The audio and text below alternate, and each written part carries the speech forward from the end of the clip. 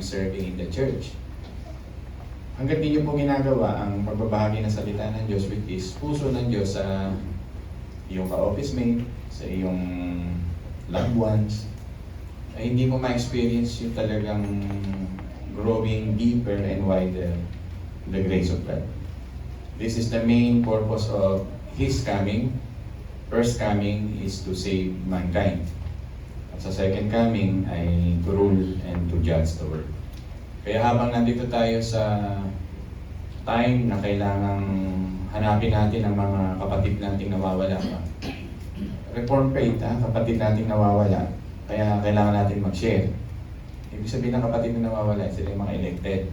Pero wala pa yung time na masama sila sa church. So our goal and role sa buhay ay talagang mag-share. Baka mamaya sila pala yung kasambahay nyo, sila pala yung mga mahal nyo sa buhay. Huwag na huwag po kayong mahihiyang magbahagi ng salita ng Diyos sapagkat sabi nga ni Apostol Pablo, ito ay kapangyarihan sa ikaliligtas ng tao. Don't trim it, don't make it a parang friendly seeker to the lost. Talaga kung ano yung salita ng Diyos, share it to your friends and loved ones. May kapangyarihan po yan. Ako po bilang sakristan ng pari noon, parang time na yun sa Krista ng Pari. Talagang very ako sa Katoliko noon, Romano Katoliko. Iniisip ko hindi na ako aalis doon dahil elementary life ko saka high school ko ay sa Madre ko nag-aaral. Sabi ko hindi na mabubura yan kailanman. Pero nung dumating sa akin yung salita ng Diyos ng tagapagligtas ng Panginoon, nabago. Kaya hindi ako naniniwala na may mga mahal tayo sa buhay na masyadong mahigpit, masyadong hindi na nilululok ang mga kandado ng kanilang pananampalataya at hindi mababago. Hindi po totoo. Si Apostol na Pablo ay isang patunay, Hudyo, very Pharisee, at leader of Sanhedrin, the rising star of the Senate o the Sanhedrin group of yung mga tinatawag na mga leaders ng spiritual, religious Judaism ay na-convert. Kaya don't underestimate the power of the gospel. Maniwala po kahit maniwala. Ang Diyos po kasi ang nagsabi niyan. Kaya talaga po tayong magsishare. Huwag natin hihintuin yan habang tayo ay nabubuhay. So umagang nito, isishare ko sa inyo yung pilgrimage ng ni Apostle Paul, o yung travel niya in the other words, yung challenge sa kanyang pag-witness, saka yung how to really grow deeper and wider sa gospel, which is yung kanyang part 2 ng challenge. The challenge and so-called pilgrimage. Yun ang pag-uusapan ng pilgrimage and challenge. Madali lang po mga minamahal. Una, pag-usapan natin yung idudugtong natin sa message ni Kuya Hill, yung his travel o pilgrimage. Kung i-record niyo yung second missionary, hindi naman. Okay. Para lang makita nila, ayan yung alam ni Elder Bong sa mga bandang Europe, yan nila Awali, alam nila yan pag nagtatravel sila. Hindi ho yan parang binyan lang at munting lupa. Yan po ay libo-libong milya na tinapos ng Apostol Pablo ng 3 beses sa loob ng kanyang 30 years in service na paikot-ikot siya dyan. Yung huling-huli, yung 4th missionary journey, hindi niya natapos. Kaya hindi na ni-record ng mga scholar papuntang Espanya. Pero may record pa rin na kaya lang nakuha siya sa Rome pag doon siya pinatay sa Rome. Yan, paikot-ikot siya dyan. At binabalik-balikan niya yan. Kaya yung tinuro sa atin ni Kuya Hill na first missionary trip, binalikan niya rin yun. Kaya lang may mga ilang route siyang binabalik na bago. Nakuha niyo po ibig sabihin. So, ang tawag dito, loop. Mga loop. Halimbawa, kayo ay nag-travel ng Manila, nag-C6 kayo, nag-Antipolo kayo, nag-Sumulong Highway kayo, nag-Tanay Rizal kayo, nagpunta kayo dito sa bandang dulo ng Elder Bog, yung siniswimmingan natin sa Real, Siniluan na yan. Infanta. Tapos, balik ulit. Iikot ka ng papuntang Paete, Santa Cruz, pabalik dito ka naman lulusot. Mixi lang yun. Paparanting lang yun. Pero ikumpara kay Paul, mga bansa yun. By foot and by sea. By ship. Di ba? Hindi na, nasi-shipwreck siya. Just to share the gospel. He's the favorite character of John MacArthur, si Apostle Paul. Kaya sabi niya, hindi niya ma-achieve yun. Favorite niya yun. At sana maging paborito rin natin siya. Parang mahirap pantayan nun yung ginawa niya. Pero sana, paborito ang binabagit natin kay Elder Amado na tularan niyo ako gaya ng pagtulad kay Cristo. 1 Corinthians 11. Kaya dapat tularan natin si Apostol Paul. To make the story short, una, pilgrimage or journey. The second missionary journey, nagpunta siya sa Antioch muna, balik siya sa Antioch. Ang Antioch po ang center of religious foundations ng mga panahon ng Biblia. Si Peter po ang nagtatag niyan. At ang council diyan, mabibigatin ng mga council diyan, nasama diyan yung nanay niya. Ay, yung nanay ni Jesus Christ. Yung mga kapatid ni Jesus Christ. At dumating yung panahon na si Apostle Paul naging missionary pastor doon. Nag-i-stay siya doon kasi theologian si Apostle Paul. At itong Antioch, ito yung Sending Missionary Church. Yan, dyan yan, bandang dulo. Sending Missionary Church, ibig sabihin parang magsisimula tayo. Ito yung Shepherd's Heart Church. Dating panahon, gusto nating yan, pwede nating balikan. Ako po, nakakabalik-balik doon sa mga pinagturuan ko noong araw. Salamat sa Facebook. Dahil ditong Facebook na ito ay matagal ako nagturo sa sa Alliance Bible Seminary na module. Matagal ako nagturo diyan. Nagturo ako sa Tubigaraw, sa Peña Blanca, Deer Apari, sa Carmen Rosales, sa Calawag, Quezon. Yung Bicol lang, di ko narating dalaw lang yung Bicol.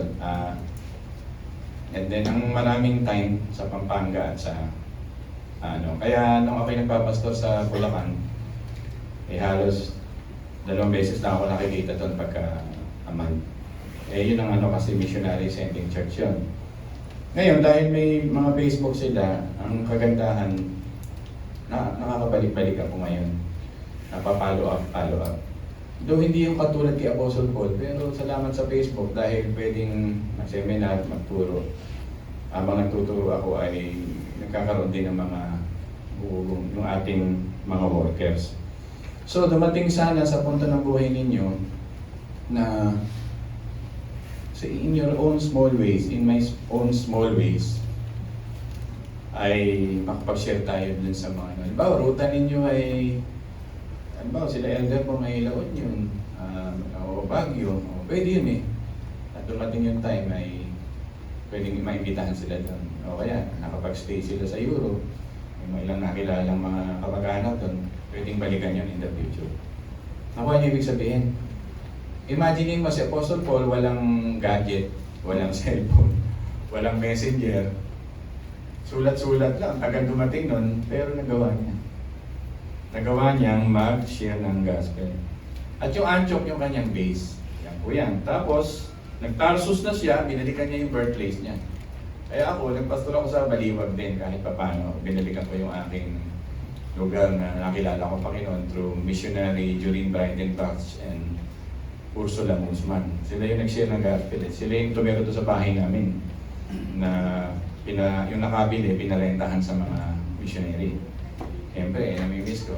Ayun, nakabalik ako doon at itong Tarsus na to, itong lugar ni Cleopatra at ni Anthony at Cleopatra. First meeting nila dito. Mahabang storya, pag kinuwento pa sa inyo, pero kung nanonood kayo ng Cleopatra, taga dito siya. Tapos sa Derbe, dito siya nakaranas ng first missionary na kinuwento sa inyo ni Elder, ni Deacon Tubi, na persecution si Apostle Paul. Nakikinig po ba kayo ng konti? Kasi para tayo nasa ngayong klase. Nag-i-history ako sa inyo ng konti. Nagpunta siya sa Lystra, Iconium. Dito niya na-meet ang pamilya ni Timoteo. Si Timoteo ay isang Hudyo ba? Griego? Romano? Ano ba si Timoteo? Ha? Ano yun? Si basta buong ba tayo? May echo daw na hihirapan silang yan. First missionary journey. Tapos ito yung nagpunta na siya sa namit niya nga rito si Timothy sa Lystra, Iconium, modern day Turkey. Taga dito si Rupa, yun ang pangasawa niya. Dito yung maraming wheat, maraming cotton. Tapos bumalik siya sa Troas. Dito yung pag nanonood kayo ng movie ni Troy. Napanood yung movie ni Troy, yung kamukha kong bida, si Brad Pitt. Ayan. Pareho kami may mata eh. Pareho kami may ilong. Yun. Pinuntahan niya. Tapos Neapolis. Di sa Neapolis, kaya siya nagpunta, gusto niya may sumakay ng barko sa agency. Yan. Pag nag-aaral kayo, kailangan din siyang sumakay sa barko. Kasi alam niyo naman yun ha, pag masdan niyo, hindi naman pwede lakarin ni Apostle Paul yung kailangan tumawid para umikot-ikot. Grabe si Apostle Paul, no? Yung kanyang dedikasyon at passion sa pagmamahal sa salita ng Diyos. Tapos nakabalik siya sa Philippi. Yan. Ayun na yun. Yung Philippi ay dito natatag yung mga Philippine church. Maganda yan. At dito rin siya, yung parang little Rome din ito eh. Tapos Amphipolis. Yan po yung oil and wine. Then punta siya sa Apollonia. Basta share ng gospel dito. At ang way niya to share the gospel sa mga synagogue, sa mga leader, sa mga, kumbaga sa atin, barangay hall, pupunta siya dyan. Pero sa kanila, matindi. Parang nagbibisita iglesia sa ibang religion. Mabigat yun. Kasi uso dito ang naghahanap sila ng wisdom. Kaya pag pinag-aralan niyo yung Athens, naggugrupo sa Acts chapter 17 yung mga tao, gusto nila makapakinig ng mga bagong mga knowledge ang talino. Kakaiba yung presentasyon ni Apostol Pablo. Ang talino si Kristo. Ang kaligtasan hindi nagagawa ng tao. Ang kaligtasan ay ginagawa ni Kristo. Ang Diyos niya ay hindi patay. Ang Diyos niya ay buhay. Kaya takang-taka yung mga Athens. Alam niyo ba Athens? Dito nanggaling yung mga Greek gods. Pag pinag-aralan ninyo. Dito niya sinabi your gods, patay. Ang Diyos namin ay buhay. Then, travel siya sa Thessalonica, Northern Greece ngayon. To Berea. Thessalonica, alam niyo na ganap, ibig sabihin doon, yung mga pagtuturo tungkol sa mga last days, mga rapture. Ayun. Ito na nga yung Athens. Berea, then Athens. Punta siya dito. Then, Corinth. Punta siya sa Corinth. Alam niyo ba yung Corinth Church? Ito yung hindi siya matanggap. Ang gusto nilang pastor dito si Apollo. Kasi si Apollo may credential na magaling tumayo sa pulpito. Hindi ganun ang credential ng Panginoon. Si Apostle Paul, missionary, theologian. Yung gusto nila kasi sa Corinth ay statement. Kaya nga si Duterte hindi matanggap ng mga ilang Pilipinong medyo elitista ang dating kasi gusto nila statement ang dating. Medyo sanggalo yung ating presidente na parang hindi matanggap. Ito, parang gano'n. Hindi tayo sa politika. Tapos nag-Cenchreae siya. Research nyo lang, hindi ko masyado na-search. Tapos Ephesus. Yung Ephesus, ito yung paborito niyang church na gusto niya. May nilalabanan niya rito yung mga Diyos-Diyosan. At pinapakita niya rito yung kahalagahan ng election na hindi ang pipili sa inyo yung mga Diyos-Diyosan. Andito kasi fertility God. Sino yung fertility God sa Ephesus? Assignment niyo yun. Yung Ephesus, ito yung nalulus yung loved one. Ay, yung first love. Pero gusto ito ni Apostle Paul. Maraming kwento to, kaya lang sinasama ko yung kanyang journey. Nagpunta siya sa Rhodes. Tama ba yung pronunciation ko? Rhodes. Ito po ay buhay hanggang ngayon. May heritage site. Kung kayo mamamasyal sa parting lugar na ito at kayo ay may budget, mamasyal kayo sa Rhodes sapagkat pin-reserve ito ng ating mga kababayan hanggang ngayon. Well preserved. Tapos nagsi-Syria siya. Ano ba yung Syria, Pastor? Ito yung Judea's capital. Ito yung West Israel, malapit sa Israel. Then bumalik siya sa Jerusalem. Ito na, Jerusalem. Ito yung sino nagtayo ng Jerusalem? Oy, pinag-aralan niyo last month. Haring David. Jerusalem, pinangalan yun sa anak niya. Pangalan niya ni Solomon. Oo, yung Jerusalem. Shalom mo. Kaya tapos noon, balik na siya sa base niya. Antioch na. Kaya yung tatlong missionary journey niya na walang tigil, 30 years po yun. For the love of the gospel. Hindi siya uminto hanggang siya ay pugutan ng ulo. Mga minamahal, napakaiksi ng buhay natin dito sa lupa. We are not only living sa mga purposes na nilalakaran nyo lang. Kayo ay mananampalataya, tayo mananampalataya, nawa makita ninyo na meron din tayong isang purpose sa buhay. Bahagi nyo po ang salita ng Diyos. Hindi ko tayo parang akala ninyo ay naglilingkod na ako sa loob ng church, born again ako. Okay na kami. Hindi ho. Hanggat hindi mo winawan o walang nanay mo, ang tatay mo, mga kapatid mo, mahirap. Challenging yung sinabi ko na yan. Kasi mahirap kilalanin sa sariling pakuran mismo, katulad ng Panginoon na nagbabahagi. Pero pagkasama mo ang Diyos, sabi nga sa Matthew 28, He will be with you to the ends of the earth. Yan. I-review ko yung his travel ni Kuya Hil na binanggit. Kaya pag tinanong ko kayo, ano yung mga travel niyo sa pag-share? Opisina lang ba? Bahay lang ba? Kasi masarap yung may binabalikan. Oo, may nababalikan ngayon. Kaya anytime na matulog ako, magbakasyon ako doon. This September, meron akong mission sa Davao. At itong mga classmate ko ay sa birthday ko ay nag-guest ako. So I hope pray nyo rin na mag-grow kasi missionary couple ito. Sasamahan ko sila for few days. Masarap po sapagkat makikita mo yung exposure sa iyo. Kasi masyado tayong churchy eh. Ang buhay natin church.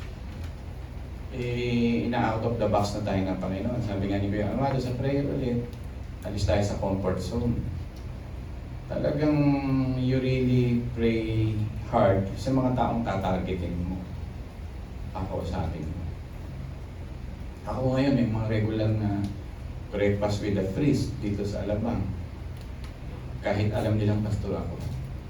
Hindi mo nakapasok ka sa ganoon. Tapos isi-share mo yung tanggapin nila ang Panginoon na hindi. Basta ako mag-share ng gospel.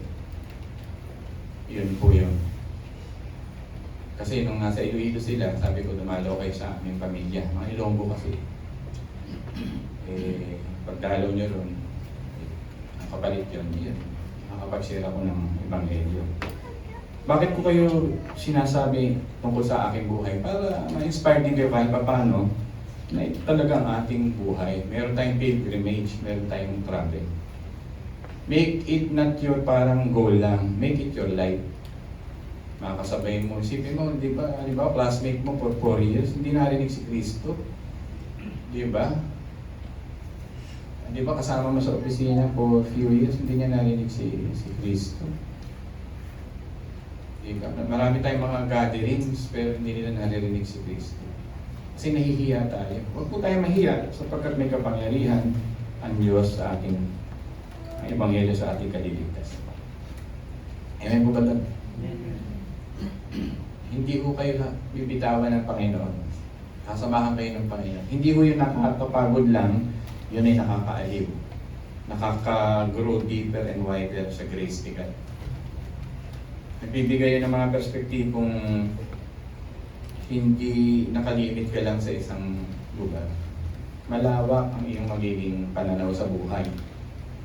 Maunawaan mo ang buhay. Maunawaan mo yung Savior, maunawaan mo yung Sinai, maunawaan mo ang church, nilalabas. Mali kasi concept ng mga ecclesiologists. Magiging church ka lang pag pumasok ka sa aming church. Hindi, no? Ang church po ay lumalabas sa mundo.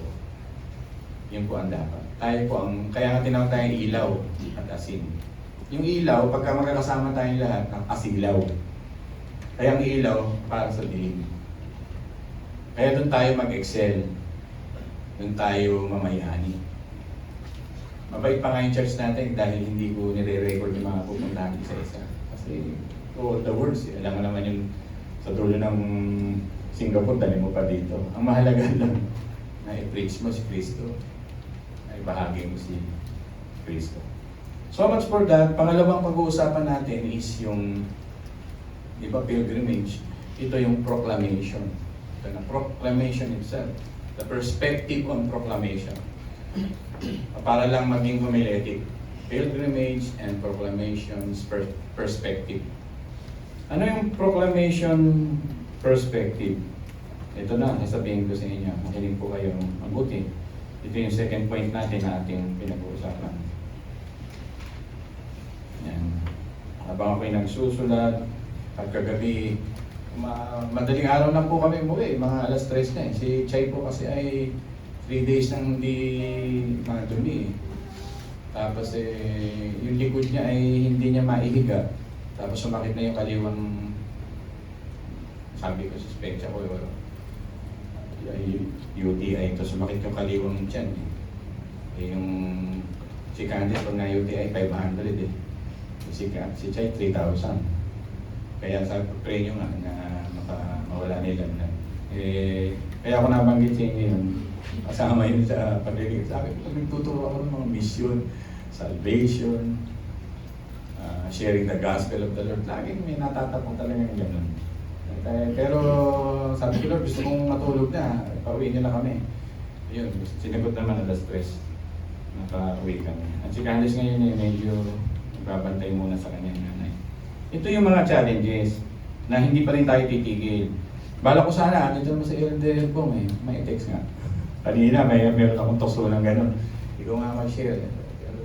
Pero nagawa ko naman, ako nakako. Tapusin ko na ito. Una, first perspective, may warfare. Sabihin nyo nga warfare. Warfare. Expect trials. Expect, yun nga, may nagkakasakit. Katulad ni Apostle Paul, nag-develop niya rito yung tinig sa laman. Ibig sabihin ng tinig sa laman, if you read 2 Corinthians chapter 12, the time that I am weak, ang sabi niya, I am strong. Strong siya sapagkat yung goal niya hindi nawawala, to love the gospel. To invest in the gospel. He is very convinced sa gospel na kahit may sakit ako, kumbinsido ako dito na hindi ito nawawala ng halaga, may eternal value ito. Kaya meron pong warfare. Basta kayo nag-share ng gospel, may warfare yan. Lagi kami makikitang disturbance, distraction. Proven na po yan, pero huwag niyong ihihinto. Expect opposition as part of our Christian witnessing. Pipilosopihin ka dyan. Naranasan niyo naman kayo na napipiloso po kayo. Tatay ko nga sinishare ka nun dati. Sabi ko, tay, pag namatay ka, saan mo pa ka? Sa sementeryo. Yun lagi sagot niya. Tapos ang lagi niyang sinasabi sa akin, bakit pinayagan ng Diyos na may mansanas doon? Kung mahal niya yung tao. Ang hirap sagutin ng tatay ko nun, bata-bata akong tailor dyan. Hindi ko pa alam yung report. Bakit na nilagay yung ahas doon? Sabi ko, nung bandang dulo, nung may sakit na siya, yung hindi na niya makagalaw yung braso niya. Sabi ko, tay, mahal ka pa rin ni Kristo.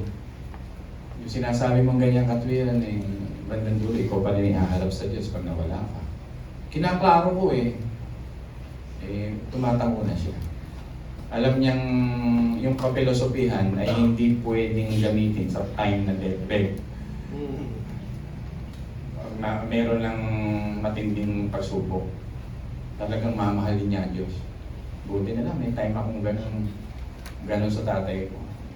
Ganun din sa nanay ko, nung nailuwa, yung lumalabas ng bituka, doon intense yung namin. Paharap ng mga pinsan ko, yung sharing the gospel. Yun, talagang may time na ganun. Because the gospel, sabi nga ni God, is the aroma of life. Sabihin niyo, aroma of life. Aroma. And it is also the aroma of death. reflected din yun sa mga hindi mananampalataya. Don't expect that anyone will agree sa iyo. Iba-iba pag ayoko, ano yan eh, suplado yung mga sishera na yan eh, mga snob yan. Okay lang. Hatakin mo, gumawa ka ng pagkakataong maibahagi talaga si Kristo. Sasabihin mo lang naman sa kanila, ang tao ay minamahal ng Diyos. Diba? Ang tao ay binigyan ng hardin ng Panginoon. Ang tao ay nahulog sa kasalanan. Ang Diyos ay nanaog sa lupa. Si Kristo ay nagsakripisyo. Si Kristo ay nabuhay na muli. Hindi nyo ba alam nyo yun? Maghanap na lang kayo ng verses na tayo ay makasalanan at kailangan ng isang tagapagligtas. Pag nakita nila yung mga 5 to 7 verses at sincerity ng puso mo na nagsisip, maantig at maantig ang iyong mahal sa buhay. Haltakin mo. Huwag kang mahihiyang nakatatanggi ko. Alisin mo sa isip mo, pipilosopuhin ako nila. Eh ano? Pagtyagaan mo. Ako nga, nakapagpaiyak ng missionary. Kala niya, hindi ako magbabago dahil na ako ay sakrista ng pare. Pero nagulat siya, naging pastor pa nga ako. Yun ang ibig ko sabihin. Si Apostle Paul, mamamatay tao. Siya yung nagpipermit na bilang zealots. Zealots, ano din ba ibig sabihin nito? Parang very passionate ng mga Hudyo na extreme fundamentalist. At sabi niya sa Acts chapter 7, sige patayin niyo, batuhin niyo. Sino yun? Stephen. May permission siya, murderer siya. Pero missionary siya, worshipper siya. Pero ang background niya, murderer. Nagpa-plot. Matindi nga yun sa kanya, para sa akin, murder, hindi homicide. Pinaplano nila pagkuha ng mga mananampalataya at dadalhin sa Jerusalem. Kaya nga iniikutan niya yung Jerusalem sa missionary. Ang tawag dito ay tatanaw siya ng malaking-malaking utang na loob sa Diyos, pagmamahal sa Diyos. Kasi maglalabas ng bayan si, nakinig mo po kayo mabuti, si Apostle Paul. Habang lumalabas siya, kukunin niya yung mga mananampalataya dito sa Iconium, sa Derbe, bla bla bla. Kukunin ng mga sundalo, dadalhin sa Jerusalem. May ano ba sa Jerusalem? Bakit dadalhin sa Jerusalem? Saan ba pinako ang ating Panginoon? Mga minamahal, saan lugar yan? Bible content tayo. Sa Golgotha, saan yung Golgotha? Hindi ba nasa area ng mga Jerusalem yan? Dinidisplay yan sa mga tao. Trophy yan ng Rome. At yung kanilang stage ay Jerusalem. Pero dahil mahal niya si Kristo yung Jerusalem, ginawa niyang base. Ginawa niyang mission organization siya doon, nagtayo siya doon. Yun yung Antioch, Jerusalem, magkatabi yun. Konting ano yun. At pinakita niya sa mga Hudyo. Kaya nga ang tawag sa kanya ng mga Hudyo ngayon, traitor. Traitor siya. Magtanong kayo ng mga Hudyo, nakilala si Paul sa kanila, traitor. Pero sa atin, he is a hero. Kasi hinarap niya lahat yung warfare ng pagbabahagi. Walang pangalan ng mga Hudyo na Paul. Correct. Oo. Pero meron silang Jesus na pangalan. Kasi pinsan nila yung tinatanggap nila. Pero Apostle Paul para sa kanila, pag sinabi mo Saint Paul, patay ka. Traitor, you're traitor. Pero sa atin, binasa sa atin ni kapatid na Jess, he is the light to every Gentiles. Nagbukas ng Diyos. Handa ba kayo makinig sa ganitong sermon? Okay, kasi ano to historical to. Kaya kailangan pakinggan natin ito mabuti na tunay na ganap. Pangalawa, ay yung world views ng mga tao.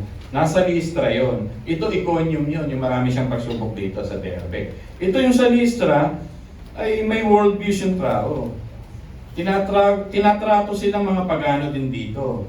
Ang trato nga sa kanila dito mga ano tawag dito? Ano yung kalahating Diyos, kalahating tao? Ano ba tawag yan? Mga demigods na tawag sa kanila dito. Diba? May mga ganitong lugar.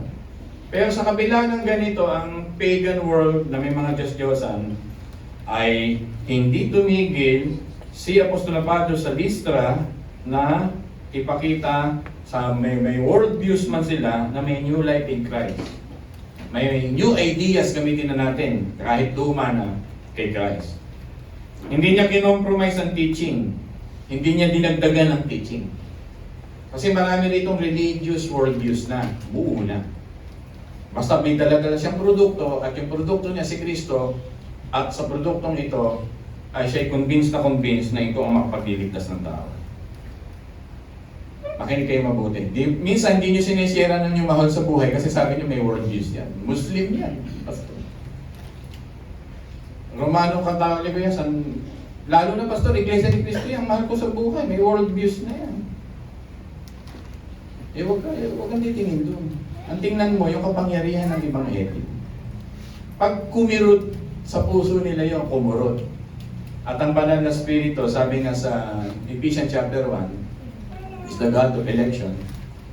At sila'y tunay na mananampalataya, magiging born again sila. Kailangan lang, sabi nga ni Kuya na nakaraan, merong mangangaral, may isusugo at merong makikinig. Eh paano makikinig? Eh, ikaw na isinusugo, ayaw mo mangaral. Kasi ang concept po ng Christian life ay church life. Magbabaw po yun mga mahal. Huwag tayo mag-concentrate na bumubuhay mo church life. Ipakita mo, though we are church, mahal na ang Diyos ang church. Church a group of sinners.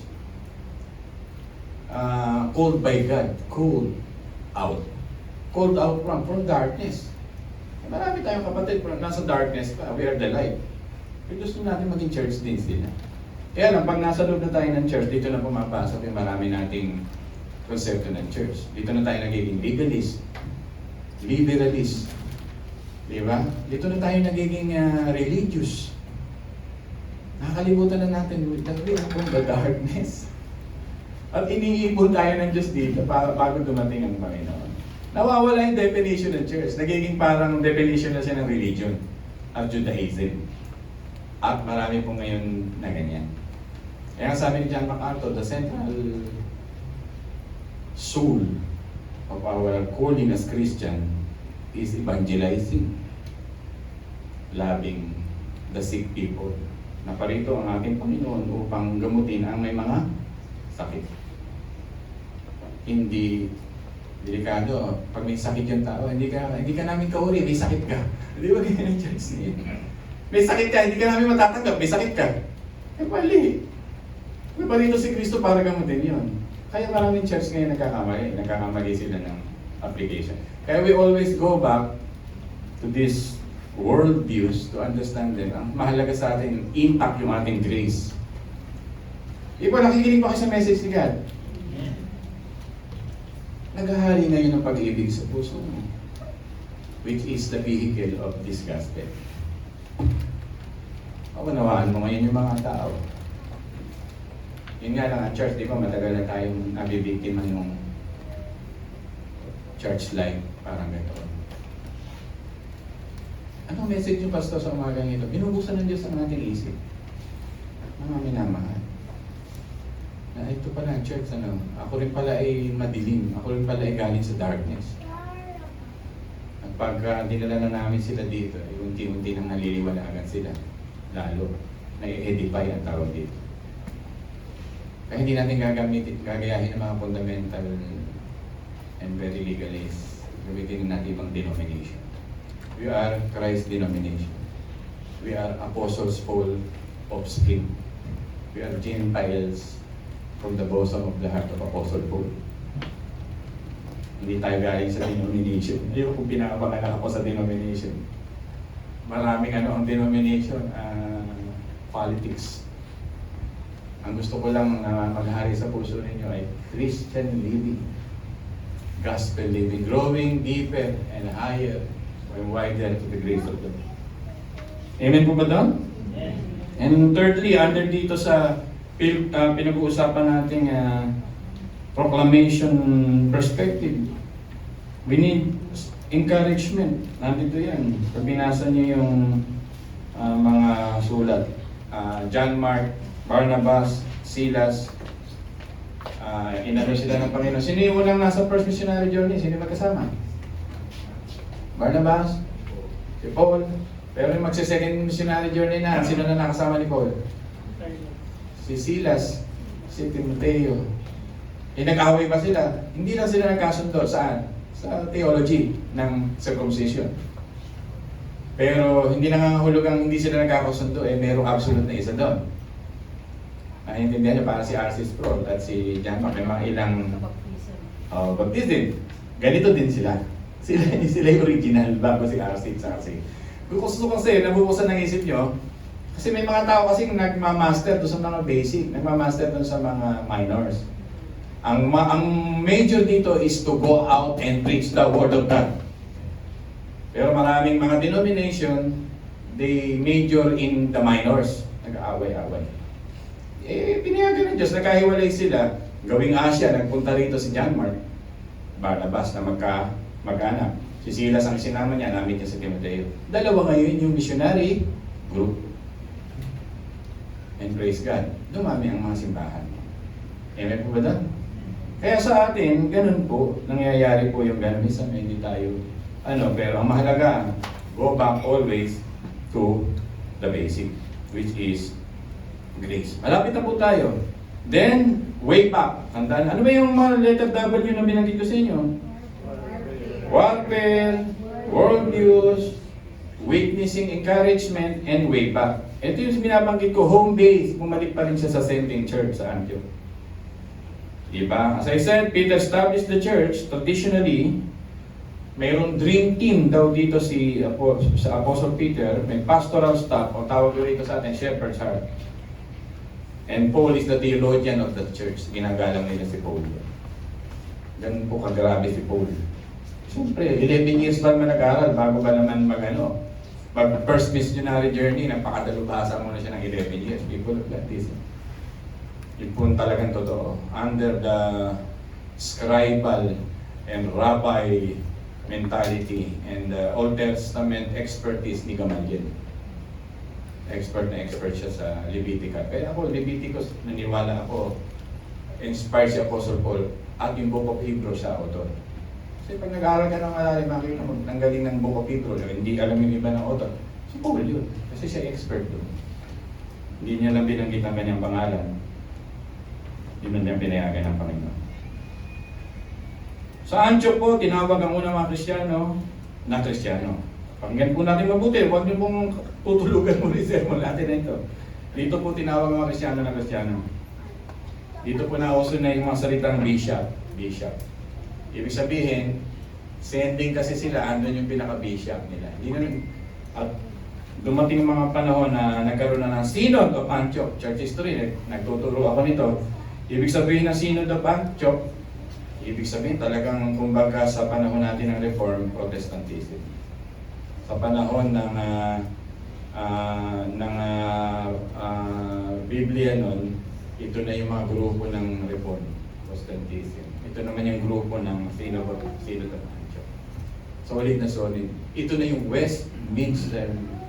Ano yun? Westminster Confession of Faith. A group of people gathering together to collect their individual gifted mind para mag-formulate ng mga tinatawag na Christian theologies. People are listening. Kailangan natin ganito ng sermon minsan. So, nagsimula na yon sa Antioch. Tapos nagulat kayo, meron ng Protestant, meron ng Westminster, marami pa yan, merong Heidelberg. Ako, pag inisa-isa natin yung galing lahat yun dun sa pinagmulan na the way back home base. And praise God, ito yung Apostles' teaching. At dito na po nga yung mga Apostles' Creed. Pastor, what is Apostles' Creed? Pag-memorize ko po sa lahat ng bata yan at mga matatanda. I believe in God, the Father Almighty, Creator, heaven and earth. I believe in Jesus Christ, the Son of God. Ipaskiw nyo na yan, ipamemorize nyo sa inyong mga anak. Para alam niyo na yun na, di ba Katoliko yun? Hindi po atin yun. So, lumaganap na dito ang teaching ni Apostle Paul. His teaching. Hindi ko naman iniwan yung message ni Kuya El Nino. His travel. Ito na yung his teaching. Nasa panahon niya. Di ba? Ang ating apostol ay nagtuturo sa panahon ng second missionary journey. Listen carefully. The seed of David. Pag-aralan yung Acts chapter 15, 16, 17, andun yung the seed of David. Pastor, ano po yung seed of David? Sino po ang seed of David? Pakilakas po, mga minamahal. Jesus Christ.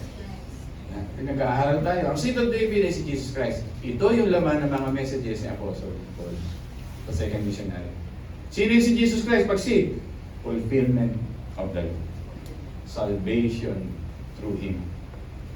The fulfillment of God's blessing na ipo-pour out niya sa mga hentil. Amen ba? Di ba ang ating faith hindi kwento-kwento? Ito yung katotohanan, historical. Kaya napakaganda. Greatest Greek city. Dumating na sa panahon nito. At dito nga sa Antioch, dito na nabuo yung church fathers natin katulad nila Theophilus. Ito, lumalalim ka na, hindi na namin maarok yan. Basta gusto niyo lang i-review, lagay nyo Theophilus. Yan, church father, mga greatest yan. Yun. Tapos na tayo sa unang punto, pinag-uusapan natin, yung una, ano yun?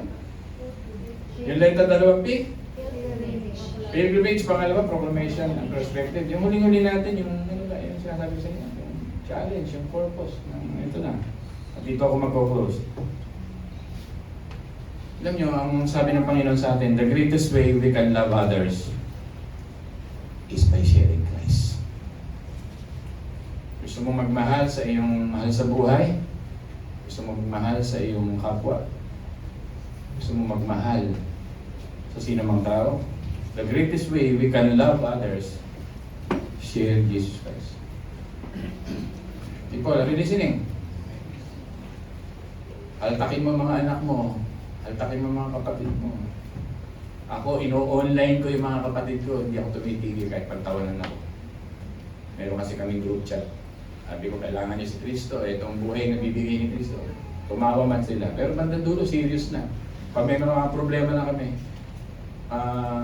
Pastor, magmisa ka.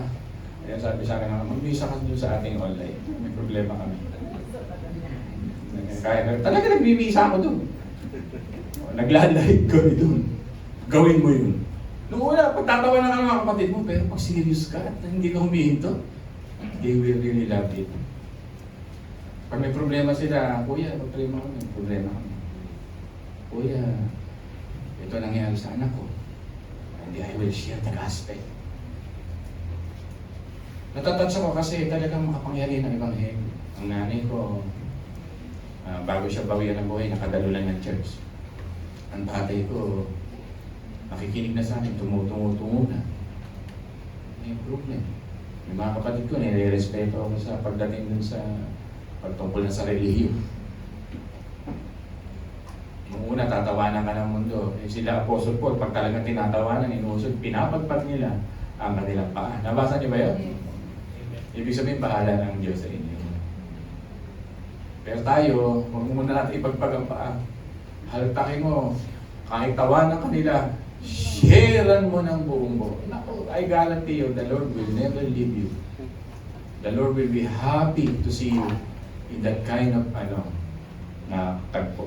So the greatest way we can love others, share Jesus Christ. Share mo sa nanay mo, na hindi mo pa sinishare. Share mo sa tatay mo. Pray someone direct sa'yo ni God. Yung lalabas ka. May mamimit ka, pray someone para makapag-share ka ng gospel. Amen po ba doon? Malapit na tayo matapos. Participate ka sa greatest work ng Diyos. Nabanggit na rin ang inyo ng Kuya Hill yan. Puso ng Diyos. Ano ba ang puso ng Diyos? Ano ba ang puso ng Diyos, mga minamahal? Uy, kausap ko kayo. Anong puso ng Diyos? To save? Ulitin ko, anong puso ng Diyos? For God so loved the world that He gave. Yun ang puso ng Diyos. That whosoever believeth in Him shall not perish and have eternal life. Amen? Amen. Puso na yun. Doon ka sa puso ng Diyos. Kaya pangalan ng church natin is Shepherd's Heart. Puso ng Diyos. Yan. Mag-gather tayo, walang problema. Mag-celebrate tayo, walang problema. Pero yung primary ng tawag sa iyo, huwag mong pababayaan. Lapit na tayo.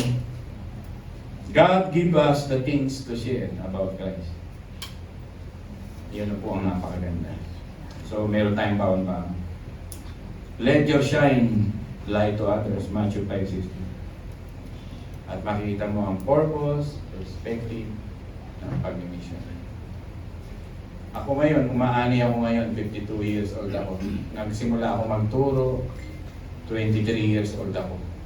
Nang outside of the church, umaalis talaga ako. Pag may mission trip, sinasamahan ko. Hindi ko akalain na nagbubunga yun sa habang nasa Shepherd's Heart ako. Maganda. May mga dinalo nga ako eh. Naglilitsyon pa eh. Kasi natuwa-tuwa eh. Kasi nag-aalaga ng baboy ba naman yung dinalo ko. May pigil eh. Sinama ko si Curtis eh, may pigil eh. Paghahanda ako ng lechon, si pastor, maganda. Tapos din tinawagan yung ibang pastor, nagturo ako. Eh yung gano'n yung... Nagturo nga ako sa gawing Ilocos. Pag uwi ko, buhay na mga manok, nasa bus, dala-dala ko. Okay, pagod na pagod ako. Pag uwi ko ng Baliwag, nakawala naman. Sakong munggo, yung mga experience ko. Kalabaw, nasakyan ko, kabayo.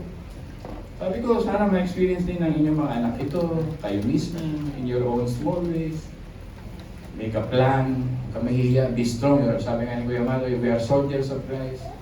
Simulan mo, gumawa ka ng paraan, talaga si Kristo may share. Amen and amen. Tayo po ay manalangin. At ay, may natutuhan mo ba tayo sa gabi nito? Sa umaga nito? Purihin mo kayo. Yan. Dear Heavenly Father, salamat po na kami ay pinaalalahanan ng what is a church. Sa totoo lang. You died for us, that is the church. You came to save your church. You sacrificed your life for the sake of church. There is no greater love than this, that a friend will lay down his life for the lost like us. We remember Luke chapter 15, oh God, you mentioned to us that there is one lost sheep, you will look for it. At iwanan mo yung 99. It's a figure of speech na pinapakita na may katotohanan na our primary goal talaga is to find the lost. To gather them so that they can praise, they can worship, and they can glorify the Lord. Tulungan mo kami huwag magsawa. Ito yung mga panahon na tinatawag mo ng Shepherd's Heart dito. Na talaga magkaroon kami ng goal na help us to bring people to the church, to introduce the church to the people, and most of all, the character, the very person of the church that we worship ay maipagkaloob namin bilang gift sa aming mga iniimbitahan. Salamat po sa iglesia ito na nakakaunawa ng mga bagay na ito. Ay pinagpe-pray ko po sila, Panginoon, na talagang touch mo ang aming mga puso na magkaroon kami ng patuloy na pagmamahal sa iyong puso. Marami pong salamat. In the mighty name of Jesus, we pray. Ang lahat po ay magsabi na Amen.